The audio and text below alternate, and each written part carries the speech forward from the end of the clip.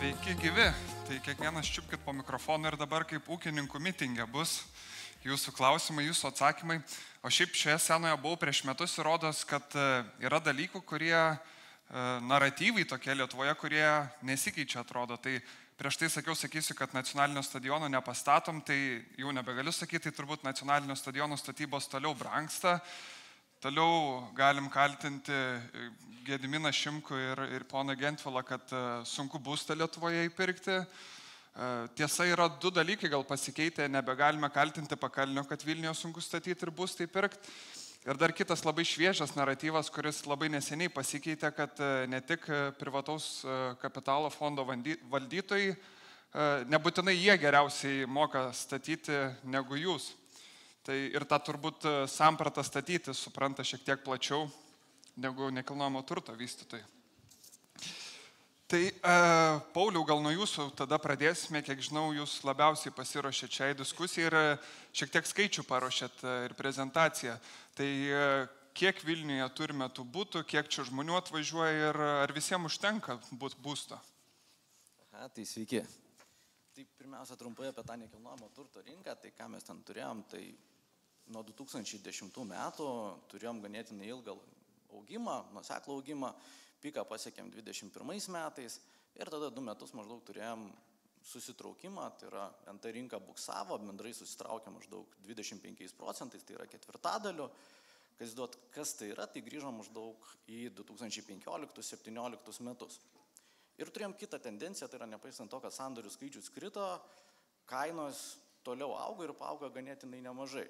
Tai va, čia jeigu galima, norėčiau parodyti skaidrę, kasgi visgi čia įvyko tam Vilniui. Tai va, tai iš esmės per metus Vilniuje pastatoma po 5-6 tūkstančius būtų.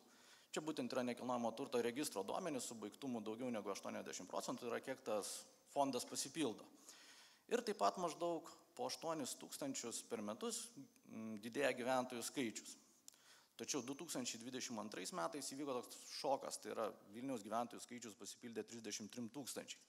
Tai kas iš esmės yra, tai yra staiga atsirado poreikis maždaug 10 tūkstančių būtų, kuriem pastatyti reikia bent poros metų. Tai vat ir turbūt sukėlė tam tikrą šoką, pirmiausia paveikė nuomos rinką, bet natūraliai nuvilnijo ir į perkamumą, ir į pirkimo pardavimo sandorius. Tai ponia Vanagai, kaip tik jums tada klausimas, matome, kad privažiavo į Vilnių čia tų žmonių, aš pamatęs tą skaidrę sakyčiau, kad jūs pažiūrėkite, kiek čia tų perkančiųjų būtus, statykite, bus jums kaip Arvydui Avuliui, pastatysit būtų, tada stadioną galėsit statyti, ramiai savo gyventi. Gal kažkur į užsienį išvažiuoti, į pensiją išeiti, nežinau, kodėl nestatot, kokia ta situacija yra rinkui. Labadiena visiems. Ministras darė prezentaciją prieš mūsų šitą panelį ir kalbėjo apie būsto įperkamumą. Tai tas įperkamumas turbūt visi žinom, kad žemumose šiandien ir pabrangę pinigai tikrai turėjo didelę įtaką įperkamumui. Ir nieks nekalba arba vengia tos temos geopolitinė situacija. Žmonės nesijaučia saugiai ir neinvestuoja tiek, kiek investavo anksčiau. Tai supuolė turbūt 2 dalykai. Pandeminiai metai 21, kai jie buvo rekordiniai pardavimais, tada 22 metai karas, pabrango pinigai ir tos nuotaikos ne pačios geriausios. Tai va turbūt atsidūrėm 3 tų kreivių dugne ir tas įperkamumas jisai natūraliai mažėja. Dar beje labai trumpai, kiek dar daug lašinukų turi nekilnojamo turto vystytojai?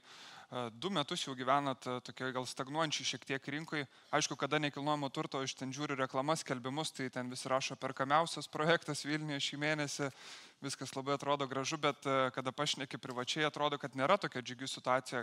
Gal jūs trumpai galėtumėt pasakyti, ar tų lašinių dar yra? Apie lašinius tai nieko negaliu pasakyti. Bet kad ta rinka sustojus, jinai nėra sustojus ir pardavimai vyksta.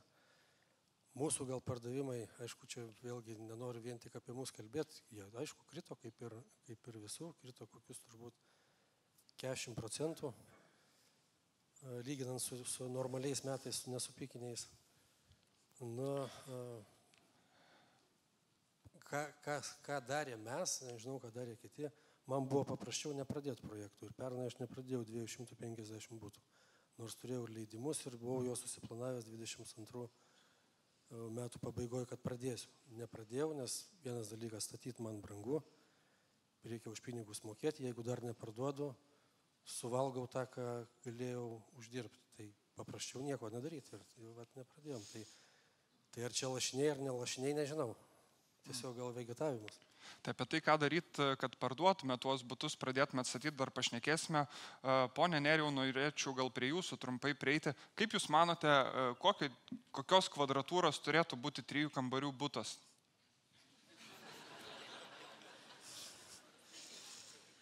Šiaip tai vienas iš sunkiausių klausimų, kurį šiemet esu gavęs.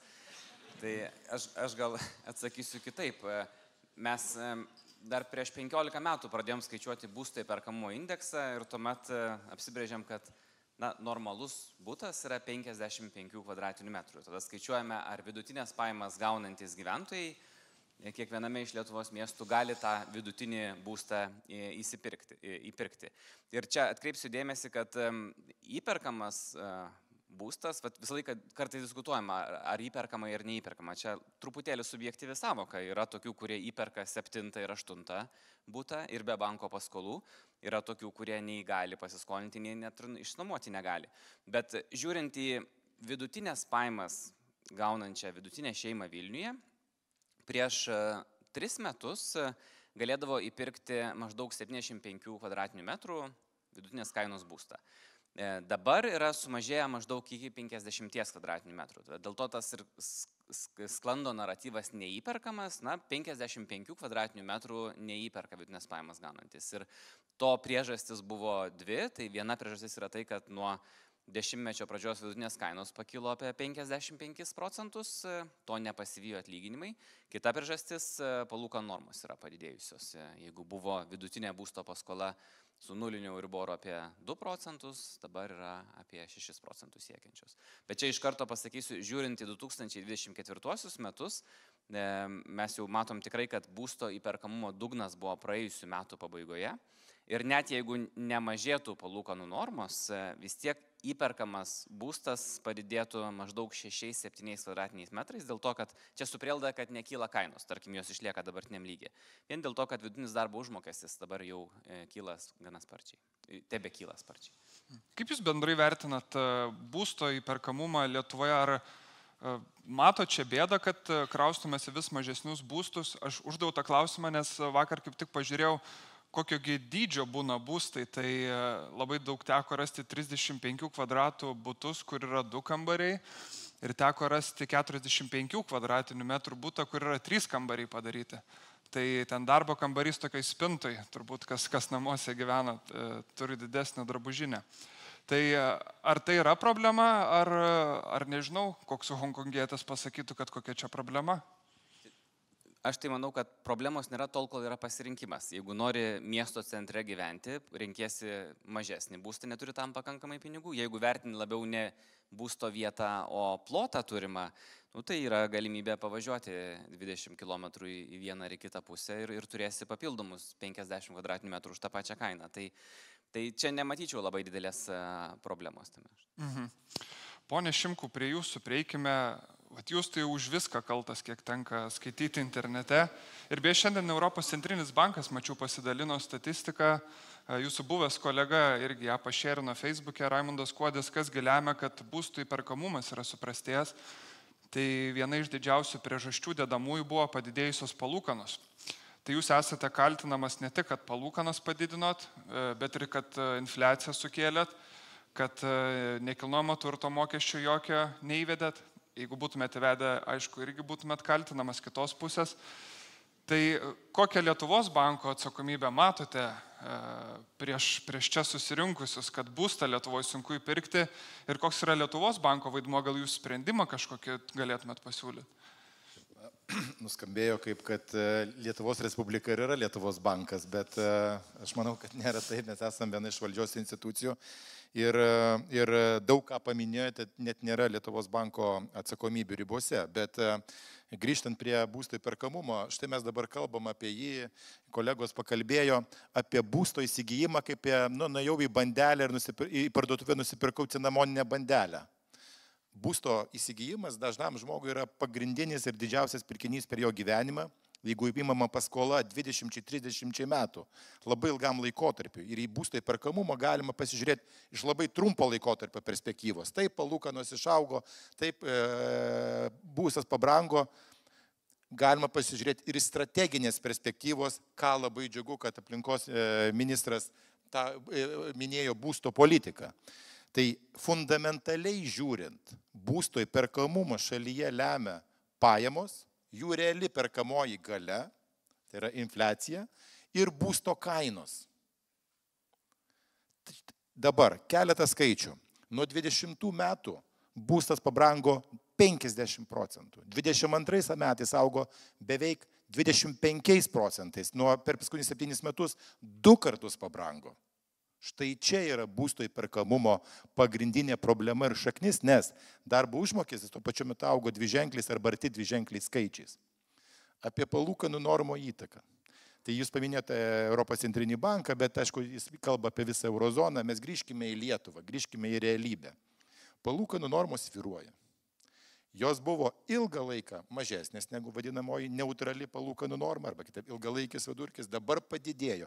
Jeigu mes būsto įperkamumą vertinsim tik iš einamosios perspektyvos, tai mes tik taip ir matysime jį.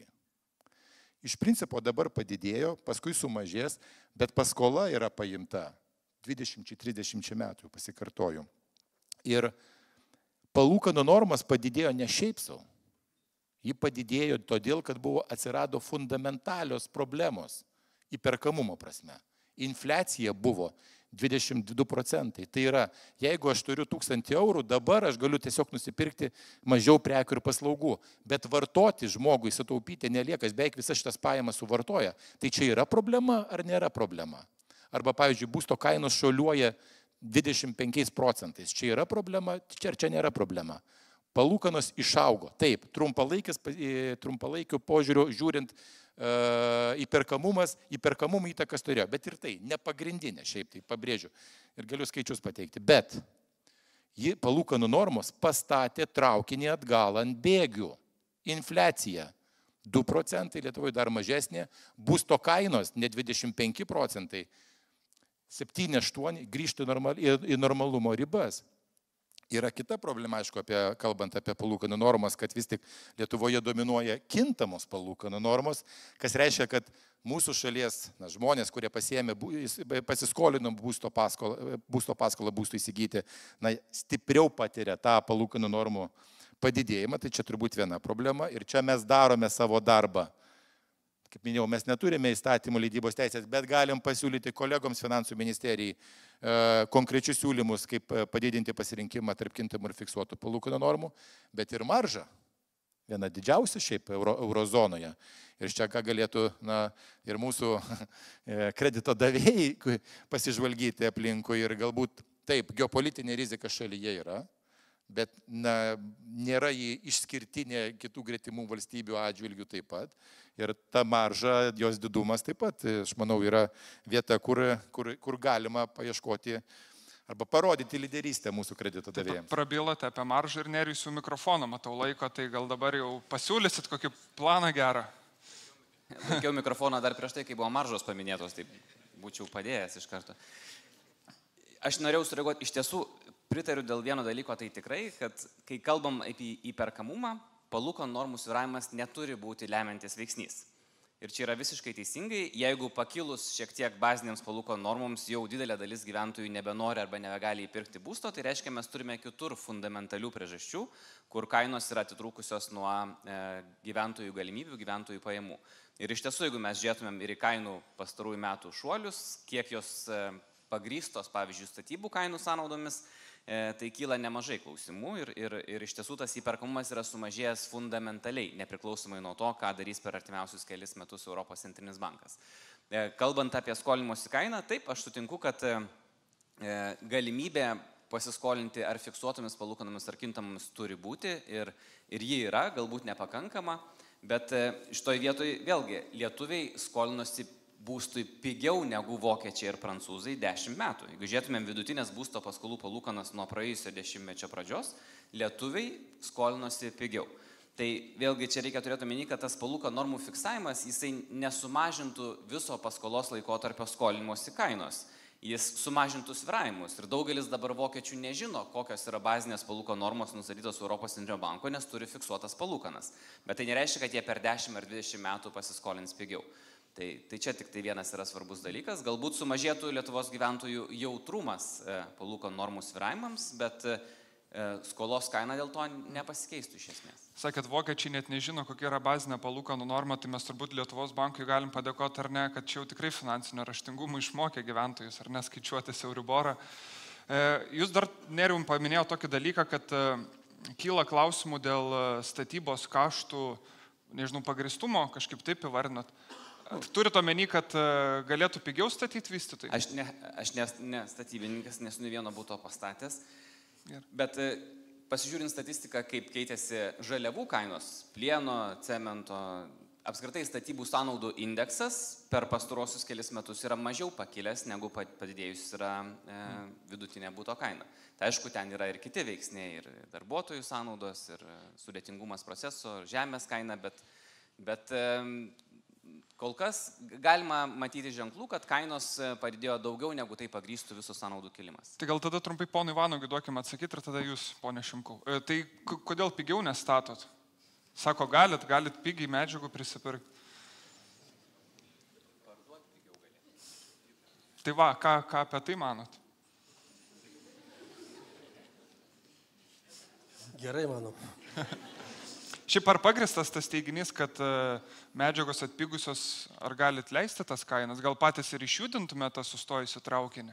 Aš gal sakyčiau taip, šiandien medžiagų kainos nekyla, nes žvelgiant ir kalbant apie būstą konkrečiai, taip Lietuvoje yra keli gamintojai, kaip pavyzdys, surinkamų elementų, kurie dirbo Skandinavijai. Skandinavijos rinka sustojo ir tie gamintojai lietuviškai atsisuko į vietinę rinką, nes anksčiau mūsų visus statė į eilę ir diktavo kainas.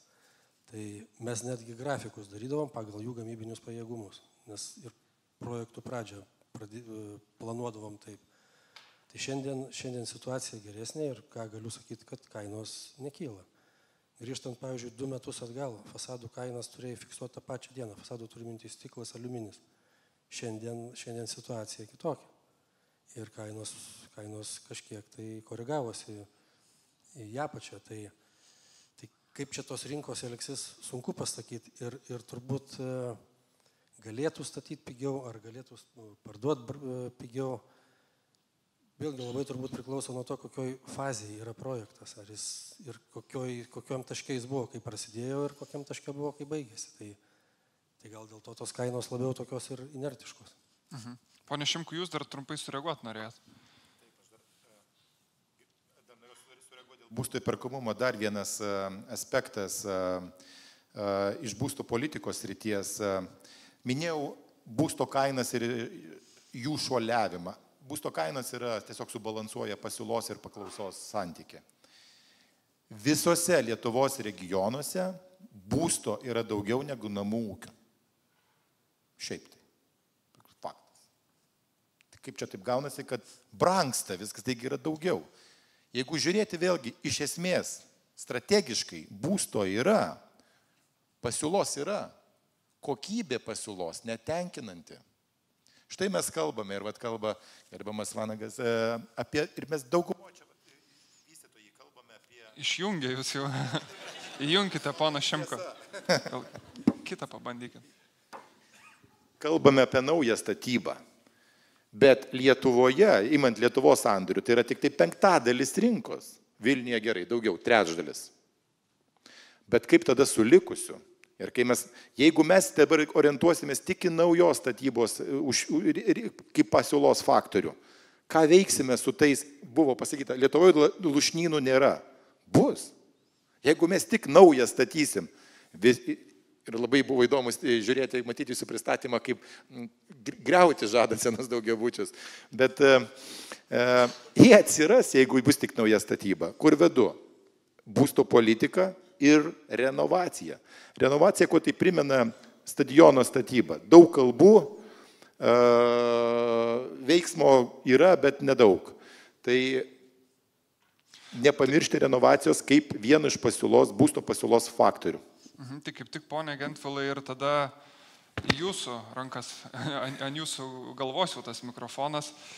Tai kokios politikos turėtų imtis Lietuva? Aptariam kelis galimus scenarius. Ponas Šimkus paminėjo, kad tų butų netgi Lietuvoje daugiau yra negu žmonių, būsto, kurie norėtų pirkti. Kokiu keliu turime eiti? Jūs anksčiau pats minėjote, kad galbūt Lietuva, čia su EBPO pasišnekėjo, turėtų eiti nuomos keliu, kur yra nuėjusi vakarų Europą. Ir ten 30-40% būsto nuosavybės turėjimas yra normalus rodiklis, kokioje ten turbūt Vokietijai, Šveicarijai, Austrijai. Ar tokiu keliu turi ir Lietuva eiti, ar visgi čia žiūrinti mūsų geopolitinį kontekstą, kad vakar netgi tyrimą mačiau atsidaręs Duombazį, kad yra koreliacija tarp nuosavybės turėjimo ir patriotiškumo jausmo savo šalį. Tai ar visgi turime skatinti, kad būstą žmonės turėtų ir turėtų naują būstą, ar eiti tuo dar kitu keliu ir, nežinau, renovuoti viską? Jo, čia vieno atsakymo nėra vienos kulkos, reikia visko, bet jeigu Lietuvoje turi 16% gyventojų būsto paskolą, tai yra sąlyginai labai mažai netgi. Ir jeigu kalbant apie šitą bendruomenę, tai jūs orientuojatės iš esmės į paskolų gavėjus. Bet problema, kad vis didėjanti dalis paskolų gavėjų negali gauti paskolų. Dėl savo kredito reitingo ar galų gale Vilniuje turėti pradinį įnašą, tai reikia arba tėvus turėti, arba gyvenime pasisekus būti, nes tai tampa jau brangu net 35 kvadratus turėti, 2 kambarius. Tai man atrodo, reikia iš esmės naujo modelio paieškos apie tai, kad tas, kas vysto, jis galėtų atsiremti ne tik tai individualius vartotojus, kurių įperkamumas mažėja, nes vis daugiau kas negali turėti startinio įnašo, vis mažiau kas gali pasiimti paskolą. Ir rinka turi turėti signalą, kad atsiranda potencialu, kad instituciniai investuotojai galbūt ar tai būtų savivalda per municipalinio būsto fondus, ar tai būtų parankios schemos investuoti į nuomojamą būstą, kad atsirastų ir tokia paklausa. Kita vertus keičiasi gyvenimas. Žiūrėkite, studentiją, kariškiai, kurie atvažiuos ir šnekėsim po pietų. Atsiranda mobilumo ir tu nori saugiai gyventi padariame būste, bet nuomos rinka nėra taip reguliuota, kad tau gali pakelti nuomą 20% ir tu negali būti saugus, kad taip nepadarys. Tave gali savininkas išleisti į gatvę. Tai to saugumo reikia ir, kad tu nenorėtumai pirkti būsto, pasitikėtumai nuomos rinką, tai valstybės čia intervencijos labai reikia. Ir man atrodo, tas kraštutinumas tarp Lietuvos ir Šveicarijos, kur Lietuva turi daugiausiai privataus turto ir Šveicarija privataus būsto mažiausiai, jį reikia taisyti. Ir čia paklausa turi sudaryti ne tik tai paskolų ėmėjai, kurių ir taip mažai yra 16%, bet ir instituciniai investuotojai, kas tai būtų, ar savivalda su savo plečiamų būsto fondų ir užsakymais rinkai, kad mes nupirksim kažką, ką jūs pastatysit, kas 5. būstą, arba tai būtų galbūt iš esmės statyti ir operuoti schemos. Tai apie tai reikia labai galvoti, nes šiandieninis modelis, jisai labai pagrįstas, išsigandom, ką Kęstutis sako, geopolitinės rizikos ir nebeperka, ne?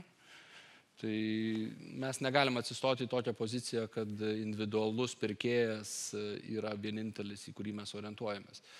Tai man atrodo, valstybė turi tą užtikrinti interesą, kad atsirastų įvairialypės schemos. Apie tai niekas nekalbėjo, nes iš principo valstybės objektyvumu dažnai nepasitikė, nes jeigu leisim dabar savivaldai supirkinėti būstus, tai reikia labai aiškaus skaidrumo ir modelio. Ir tas išvystoma tik tai su išoriniais trečiųjų šalių vertintojais, ar tai būtų bankinis finansavimas, ar tai kas, bet neleisti tikrai savivaldai vystyti to vienasmeniškai. Jūs beje kitais metais dalyvausit Seimo rinkimuose? Nežinau, ar kas klausia. Dalyvausit? Dar jaunas į pensiją, taip. Tai čia galimai politinė reklama vyksta. Tai tarkim, jūs einat kitais metais į Seimą, nežinau, būsto pirkėjam reikia kažkokį tai pažadą duoti arba planą sukurti, kaip keisti nekilnojamo turto rinką, kad, nežinau, žmogus Lietuvoje, konkrečiai gal apie Vilnių kalbam, gyvybingiausią miestą, turėtų galimybę įpirkti, gyventi normalios kokybės būstą. Ką jūs konkrečiai, tarkim, 3 siūlymai Vilniui? Ja, tai visų pirma, nuomos apsauga, kad tu kaip nuomininkas turi galimybę būti saugus, kad tau nebus per infliaciją kertama, kad būstas tau bus gyvenamam būstą, tu nebūsi kažkaip išvarytas. Yra daug nuomos kontrolės schemos, savivaldybės būsto fondai, kurie išperka iš parduodamą būstą, ir tai nekalbam apie socialistinės valstybės, bet apie dešiniųjų, konservatorių, liberalų, Airija, Didžiąją Britaniją ir kitas. Tai visų pirma, kad būtų saugumas, tai kad žmogus nebūtų įvarytas, kad aš turiu tik tai pirkti. Antras dalykas, kad paskatinti ir atrasti schemas, kad vystytojai vystytų nuomos rinką, ir tai svarbu, kad atsirastų instituciniai investuotojai. Tada, man atrodo, mes turim pripažinti, kad didmiesčiai turi būti tokie ir mes tos rinkos neturim. Na ir trečias dalykas, tai duoti savivaldybėm finansus, nes jos turi tą vystyti. Ta prasme, tipinis vakarų Europos miestas turi trečdalį, ar tai būtų Amsterdamas ar Viena, trečdalį fondo, tai yra ar Vokietija savivaldos valdomas fondas, nes tu tada neturėsi biudžetininkų, neturėsi studentų, neturėsi kitų, nes jiem tas miestas tampa per brangus. Ir šita problema Lietuvoje nesprendžiama, jinai palikta rinkai, o rinka netobula. Ir čia reikia savivaldos, stiprios savivaldos, kuri tą fondą vystytų. Bet čia nepadaroma per vieną asmeniškai atskirą. Jūs neriau turit geresnį sprendimą? Liberalai neturėtų sakyti, rinka yra netobula, net jeigu taip galvoja. Bet taip, ji yra netobula. Šiaip aš noriu pasakyti vieną dalyką, labai svarbu. Šveicarija, Vokietija, iš dalies Austrija, Nyderlandai, ten dominuoja nuomos rinka, ne dėl to, kad tai yra geras modelis, dėl to, kad ten būstas yra neįperkamas. Ten jis kainuoja tiek, kur didelė dalis gyventojų tiesiog negali nupirkti, ir tada jau šitoj situacijoje nieko kito nelieka, kaip tik tai skatinti, kurti nuomos rinką. Ir čia jau nemanau, kad yra geriausias scenarius. Ir aš dėl to pritarčiau Gediminui Šimkui, kad mes turime dar labai daug galimybių didinti įperkamą pasiūlą ir per renovaciją, ir galbūt per mažesnį reglamentavimą, ką irgi ministras minėjo, daug lengviau statybų leidimų procesas paprastimas. Tai yra tikrai tų kelių, kur galima nedidinant kainų padidinti įperkamumą, nes nuoma jau yra, taip yra studentams reikia ir ten kažkokio tai savivaldybės būsto, bet tai nėra geriausias turbūt kelias. Tie patys šveicarai, vokiečiai, olandai, jie nori savo būsto, bet jie nuomojas dėl to, kad jo negali nusipirkti. Ir ponė Šimku, jūs trumpai norėjot sureaguoti? Taip, dar norėjau trumpai sureaguoti. Lietuvos bankas, aišku, į savo veiklą vykdo per finansų sektorių, nustatydamas tam tikras veiklos sąlygas. Man irgi pasirodė įdomiai, kai liberalų ministras siūlo tokias stipres intervencijas į sektorių. Aš sakyčiau, kad neapgaudinėjant savęs, būstas yra didelis pirkinys ir galimybių pasiskolinti ir už prieinamą kainą pasiskolinti yra viena iš tų sričių, kurioje mes, dabar turbūt tokią nedidelę paslaptį išduosiu, kur dabar labai smarkiai dirbame refinansavimo klausimu. Kodėl atrodytų refinansavimas, jis jau paskola yra ir kodėl tai yra svarbu? Nes jis iš principo veiktų konkurencijos didinimo būsto paskolų sektorija kryptimi. Jeigu tu gali, kad konkurencija vyktų ne tik dėl naujų kreditų, ne tik dėl naujų skolininkų, bet ir dėl tų, kurie yra pasiskolinę jau. Tai analizuojame kitų šalių patirtį. Refinansavimo apimtis Lietuvoje yra labai menkos, mes matome ir dirbame rengdami siūlymus, kaip šitą vadinkim, tokią pakibusią situaciją pakeisti. Aš jau paminėjau dėl fiksuotų ir kintamų palūkanų normų. Be jokios abejonės, vartotojas pats turi pasirinkti, koks instrumentas jam yra geresnis, bet jis turi turėti galimybę pasirinkti iš tų dviejų palūkanų normų. Kitas dalykas yra žinojimas, kokios yra rinkos sąlygos. Jeigu dominuoja kintamos palūkanų normos, vartotojas turi žinoti, ir irgi įstatymo keitimas yra numatyta, kad bankai keisdami palūkanų normą informuotų vartotoją, kreipdami į Lietuvos banko puslapį, kur mes pateiksime apie informaciją apie situaciją būsto paskolų rinkoje. Lygiai taip pat rengsime tokią aiškę vieningą skaičiuoklę, kur būtų galima palyginti atskirų bankų sąlygas. Keičiant paskolas, pasirodo, bankai gali taikyti didesnius sutarties mokesčių negu naujiems klientams. Mes vertiname tai kaip ydingą praktiką ir tai turėtų būti bent jau nedidesnė. Ir viskas. Tokia rinkiminė programa. Be akmenėlis jūsų daržo apie kintamas palūkanas, Lietuvos bankas pradėjo fiksuotas palūkanas kalbėti, kai palūkanas jau didėt pradėjo. Atsimenu dar, kada apie tą infliaciją pradėjom kalbėti, tai nebuvo tokių kažkokių ryžtingų. Čia nebūtina, aišku. Galiu greitai sureaguosiu. Nerijus minėjo tą skirtumą tarp fiksuotų ir kintamų, bet fiksuotos palūkanų normos tada, kada kintamos buvo mažesnės, jos buvo didesnės. Šiuo metu fiksuotos palūkanų normos yra mažesnės negu kintamos normos, nes fiksuotos palūkanų normos orientuotos yra į 5, 10, o kartais ir viso paskolos laikotarpį, kaip yra kai kuriuose šalyse. Ir dar noriu šiek tiek laiko palikti jūsų klausimams, tai vienas segmentėlis labai trumpas apie būsto kolekcininkus. Pakelkite gal ranką čia, kas turite tik vieną būstą Lietuvoje. Tai visi Tai dėl jūsų čia ir brangsta, čia kokios 10 žmonių matau, kurie turi tik vieną būstą. Gal klausimas ne visiškai etiškai suformuotas, bet ponė Rutski, jūs šiek tiek turit statistikos apie tai, kiekgi tų butų Lietuvoje žmonės turi. Taip, jeigu galima skaidrę, parodykit, kad būtų lengviau. Taip. Ir čia norėjom pasižiūrėti iš tikrųjų, kaip čia paskutiniai keli metai atrodo, kurgi tie visi nauji pastatomi būstai keliauja. Tai yra, ar visgi daugėja šeimų, kurios įgyja tą savo pirmą būstą, ar visgi jie kažkaip pasiskirsto tarp jau daugiau būstų turinčių. Ir jeigu mato, tai žalias tas stulpelis, atrodo, kaip keičiasi šeimų skaičius, koks pokytis turinčių bent vieną būstą. Tai yra čia koks prieaugis yra. Ir matom, kad kelis metus iš eilės tas prieaugis vis mažėja ir 23 metais padidėjo tik taip maždaug 1000 šeimų. Ir matom antrą mėlyną stulpelį, tai yra čia, kur kaip keitėsi šeimų skaičius, kurie turi 2 arba daugiau būstų. Ir matom, kad toksai yra pakankamai stabilus tas skaičius prieaugis, čia būtent prieaugis, kiek padidėjo. Tai yra padidėjo maždaug 80 000 šeimų, tai yra tas skaičius, kur turi 2 ir daugiau būstų. Kaip visą tą interpretuoti? Tai yra paprastai, jeigu mes turim 10 naujų būstų, vienas nukeliauja pas tas šeimas, kurios dar neturi būsto, ir 9 pas tas, kur jau turi būstą. Tai yra iš esmės visgi tas nekilnojamas turtas, bent jau paskutinius kelis metus, yra linkęs kauptis pas tuos, kurie jau turi gyvenamosios paskirties kažkokių tai objektų. Pone Nerijau, tada iš karto jūs kreipiuosi. Šiaip galima gal taip pažaboti, aš nežinau, jeigu daugėja šeimų, kurios negali būsto įsipirkti, bet taip pat daugėja šeimų, kurios turi, kažkoks disonansas gaunasi. Daugėja šeimų, kurios negali būsto įpirkti, daugėja šeimų, kurios turi daugiau negu 2 būstus. Ar čia yra problema iš tikrųjų? Ir gal reikia žengti tą ryžtingą žingsnį ir žmonėm turintiem antrąjį būstą dėti nekilnojamo turto mokestį ir, nežinau, gal tada pono Gentvilo klausimą, ar bus ryžta. Tai bet pradžiai, ar matote čia problemą statistikui, kurią Paulius pristatė?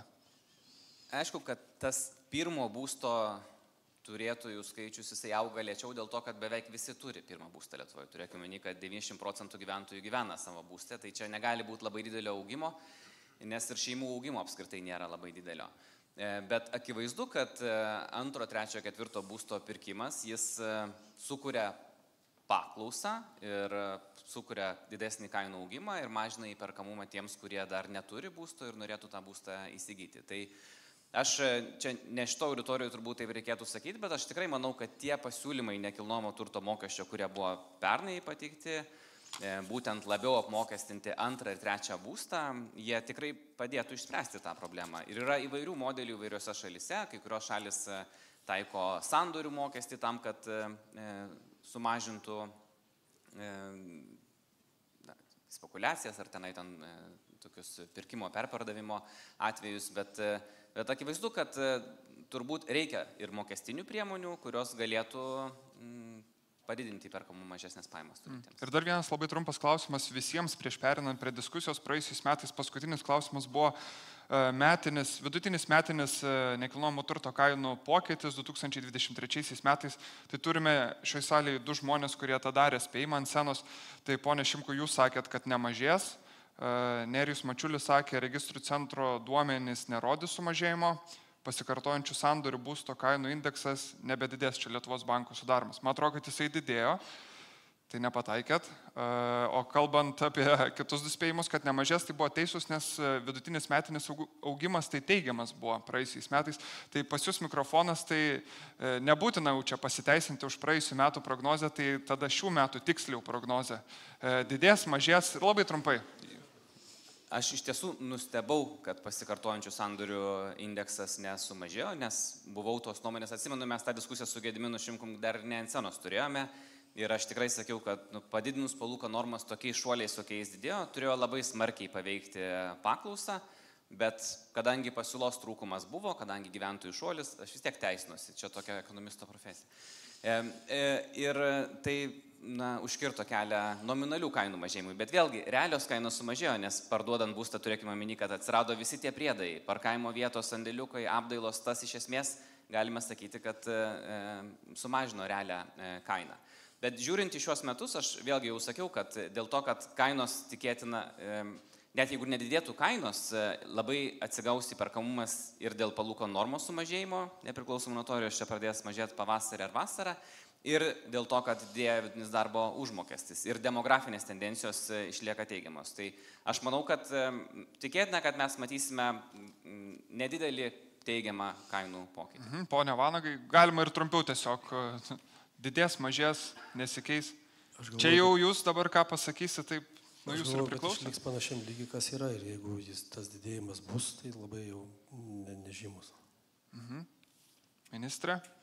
Aš irgi manau, kad žinau, kad optimistinės prognozės, bet manau, kad išliks tam pačiam lygmenį. Čia jūs jau disclaimeris rinkom, bus kokio kito ECB sprendimo tikėtis, ponė Gediminai, taip? Ne? Visiškai ne. Manau, kad kuo išskirtinis yra šita ekonominė aplinka, kad darbo rinka Europoje, JAV, Lietuvoje yra itin aktyvi. Darbo užmokestis auga ir jis iš principo kuria visą potencialą būsto įperkamumui augti. Taip. Yra viena sąlyga - neapibrėžtumas. Būstas yra... Vis čia mane nori nutildyti. Būstas yra didžiulis pirkinys. Ir dabar mes matėme sausio mėnesį pagyvėjimą. Ne tik tai būsto, ne tik tai NT sandorių, bet ir paskolose. Kodėl? Todėl, kad mažėja apibrėžtumas, neapibrėžtumas, kur judės. Jūs man sakykite, aš įgarsinsiu didės. Long story short. Manau, kad bus nuosaikus augimas 5-7%. Ir ponė Rutski, jūs duokit ir dar vieną mikrofoną. Gerai, bandom. Jeigu žiūrint, pasikartojančių sandorių kainų indeksą, jeigu neklystu, nuo vasaros jisai taip kreivė ten lenkėsi žemyn. Ką aš norėjau atkreipti dėmesį, ir apie tą Nerijaus diskusiją, tai yra visgi tos kainos viską sureaguoja ganėtinai su dideliu vėlavimu. Tai taip, šiais metais aš matau, kad nemažai gali būti tokių teigiamų lūkesčių, tai yra lyg ir atlyginimai auga, BVP turėtų augti, galbūt palūkanų normos mažės, bet aš spėčiau, kad jos visgi kainos sureaguos ne šiais metais arba šių metų pačioje pabaigoje. Tai aš visgi laukčiau, kad šiais metais turėtų išlikti panašus kainų lygis, kaip yra dabar, ir kažkokio ženklesnio bent jau augimo, tai tikrai nesitikėčiau. Ir labai trumpai duoklė žiūrovams, tai turime klausimų, tai tuos, kuriuos labiausiai išreitingavote ir paklausime, pabandysime bent 2 klausimus atsakyti. Pirmasis klausimas, aplinkos ministerija sako, kad Lietuvoje trūksta savivaldybės socialinio, kitaip žinomo, būsto. Klausimas ponui Vanagai, ar vystytojus domintų galimybę statyti tokį būstą? Aš manau, kad taip. Taip vat. Ar... Gerai, daugiau klausimų iš tikrųjų atsakysim. Domina stato. Kitas klausimas, kokius pakeitimus iš valstybės turės statytojai statantis būstą nuomai? Tai čia gal ponui Gentvilui? Tai nemokama žemė, ką atidavėm savivaldai ir paprastesni STR-ai, nes tai turbūt mažiau komforto reikalaujantis būstas, tai čia du konkretus, o dėl mokestinės aplinkos ar kažkokių paskolų garantijų, čia visada, kai į pinigus įeinam, tada į bendrą biudžetą, o bendrą biudžetą sunku dėrėtis be strateginio požiūrio, apie kurį pabaigoje diskutuosit su politikais. Ir kadangi jums mikrofono niekas neatjunginėja, tai paskutinis klausimas pabėgo ir štai Nerijus visgi atsidūrė. Trumpai labai, ponė Gentvilai, ar nemanote, kad dažni kaitaliojimai, statybos visokių aktų tvarkų brangina būstą? Turiu pripažinti, kad yra standarto pakelimas, bet kaip Centrinio banko vadovas sako, būstas statomas labai ilgam periodui. Tai mes negalim šiandienos užfiksuoti žemam standartą. Dėl to, kad įperkamumas yra šiandien blogas. Bet man atrodo, kas yra spręstina, tai pinigų kaina. Jum labai brangiai kainuoja įšaldyti pinigus, planus ir čia daugelis iš jūsų skundžiasi, kad teritorijų planavimo dokumentas statybos leidimas užtrunka 3-4 metai. Tai čia, man atrodo, jeigu mes sutvarkom šitą, tai jūs galite vystyti gero standarto būstą, bet jums reikia saugumo dėl žemės ir dėl statybos leidimų. Kągi, mūsų laikas ištiksėjo, tai tada ačiū labai diskusijos dalyviams, paplokite jam.